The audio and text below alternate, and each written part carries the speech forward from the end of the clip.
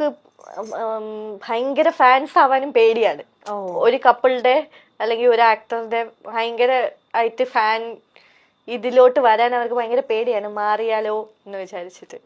അടുത്ത കമന്റ്, വിക്രമിന്റെ നെഞ്ചു വിരിച്ചുള്ള നിൽപ്പ്, ആ എന്താ ഒരു ഫീൽ. അയ്യോ ചിരി കണ്ടോ? വിക്രത്തിന്റെ ചിരി കാണണമെങ്കിൽ നമ്മുടെ ഇന്റർവ്യൂല് ഇടയ്ക്കിടയ്ക്ക് നോക്കിയാൽ ഇത്ര ക്യൂട്ട് ആയിട്ട് എന്താ നാണത്തോടു കൂടിയുള്ള ചിരിയാറം നോക്കിയേ.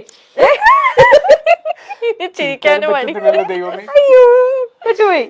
ആ ശരി, വേതാളത്തിനെ തൊട്ടാൽ വിക്രമിന്റെ കയ്യിൽ നിന്ന് കിട്ടും മക്കളെ. ഓക്കെ, വേദ ഈ തെമ്മാടിക്കുള്ളതാ. വായിച്ചിരുന്നു. അതുവരെ എത്തിയോന്ന് അറിയില്ല. അല്ല, എന്നെ തൊട്ടാ ഇടിക്കും. അത് ഏത് സ്ത്രീനെ തൊട്ടാലും വിക്രമായിരിക്കും. അല്ലാതെ വേദയോട് വേദയോട് അങ്ങനെയല്ല, ആരാള് ഇപ്പൊ രാധയെ തൊട്ടാലും ഇടിക്കും. രാധയെ തൊട്ടിട്ട് ഇടിച്ചിട്ടുണ്ട്. അപ്പൊ അങ്ങനെ സുരഭി പോവാന്ന് പറഞ്ഞ നേരത്തല്ലേ, അപ്പൊ ഒരു പോസ്റ്റ് ഇങ്ങനെ വന്നിട്ടുണ്ടായിരുന്നു. എന്താ, ഞങ്ങളുടെ വേദ ഇന്നും വിക്രമാദിത്യന്റെ വേതാളമായിട്ട് ഉണ്ടാവും എന്ന് പറഞ്ഞിട്ടൊരു പോസ്റ്റ് ഒക്കെ ഇട്ടിട്ടുണ്ടായിരുന്നു.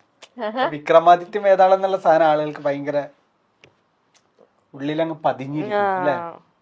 ഇനി ശിവാഞ്ജലിക്ക് ശേഷമുള്ള ഏഷ്യാനെറ്റിലെ അടിപൊളി കോംബോ, അതും കൊറേ പേര് അങ്ങനെ പറയാറുണ്ട്. ഉണ്ട് അല്ലേ, സാന്ത്വനത്തിലെ അല്ലേ അല്ലേ? ഓക്കെ. കാന്താരി എന്താണ്, കലിപ്പനും കാന്താരി ആണോ? കാന്താരി അങ്ങനെയാ പറയുന്നത്. ഓക്കെ. എക്സ്പ്രഷൻ ക്വീൻ വേദ ആണോ? കേട്ടിട്ടില്ലേ? ഉറപ്പായിട്ടും ഭയങ്കര എക്സ്പ്രഷൻസ് ആണ്. അല്ലെങ്കിൽ ഞാൻ എക്സ്പ്രഷൻ ആണ്. ഞാൻ ജനറലി ആണോ? ജനറലി സംസാരിക്കുമ്പോഴും കൈയും കാലും ഒക്കെ ഇങ്ങനെ അങ്ങനെ സംസാരിക്കാറുള്ളത്. സീരിയലിൽ വന്നപ്പോഴും അങ്ങനെ തന്നെ, മൊത്തത്തിൽ എക്സ്പ്രഷൻസ് ആണ്. പാവം പ്രണവ് ആലോചിച്ച് നോക്കിയേ, എന്നെ കാട്ടി എക്സ്പ്രഷൻ ആണ്. അതിനപ്പുറമാണ്, ഫുൾ കൈയും കാലും ഇട്ടിട്ടാണ്. ഞാൻ എപ്പോഴും എന്റെ ഫ്രണ്ട്സ് ഒക്കെ പണ്ട് പറയായിരുന്നു, എന്നെ പരിചയപ്പെട്ടൊന്ന് സെറ്റ് ആവുന്നവരെ എല്ലാവർക്കും ഒന്ന് ഈ കുട്ടി കുറച്ച് ഓവറല്ലേ ചിന്തിക്കാറുണ്ട് ആൾക്കാര്. പക്ഷെ പിന്നെ അവർക്ക് മനസ്സിലായി ഇതാണ് സ്വഭാവം.